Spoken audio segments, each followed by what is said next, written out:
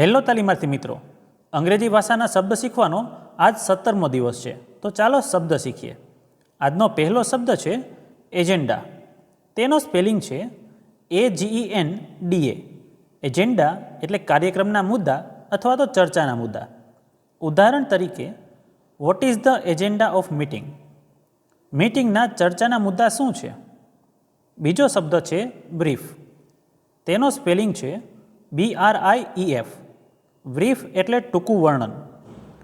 ઉદાહરણ તરીકે, C gave a brief report on the progress. તેણીએ પ્રગતિ પર ટૂંકી રિપોર્ટ આપી. ત્રીજો શબ્દ છે ડ્રાફ્ટ. તેનો સ્પેલિંગ છે DRAFT. ડ્રાફ્ટ એટલે રૂપરેખા. તેને ગુજરાતીમાં ડ્રાફ્ટ પણ કહે છે. ઉદાહરણ તરીકે, C prepared a draft of the letter. તેણે પત્રનો ડ્રાફ્ટ તૈયાર કર્યો. ચોથો શબ્દ છે સર્ક્યુલેટ. તેનો સ્પેલિંગ છે CIRCULATE. સર્ક્યુલેટ એટલે પ્રસાર કરવું અથવા તો વહેંચવું. ઉદાહરણ તરીકે, the notice were circulated to all staff.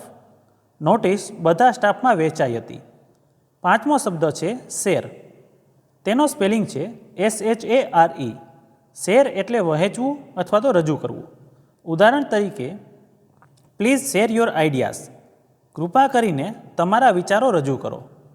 તો મિત્રો, આજે શીખેલા 5 શબ્દો આ રીતે હતા.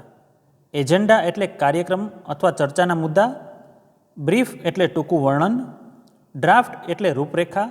સર્ક્યુલેટ એટલે પ્રસાર કરવો. અને શેર એટલે વહેંચવું. તો આવી જ રીતે ITIને લગતી બધી અપડેટ તથા નોકરીની ભરતીને લગતી માહિતી માટે ચેનલને સબસ્ક્રાઈબ જરૂર કરજો.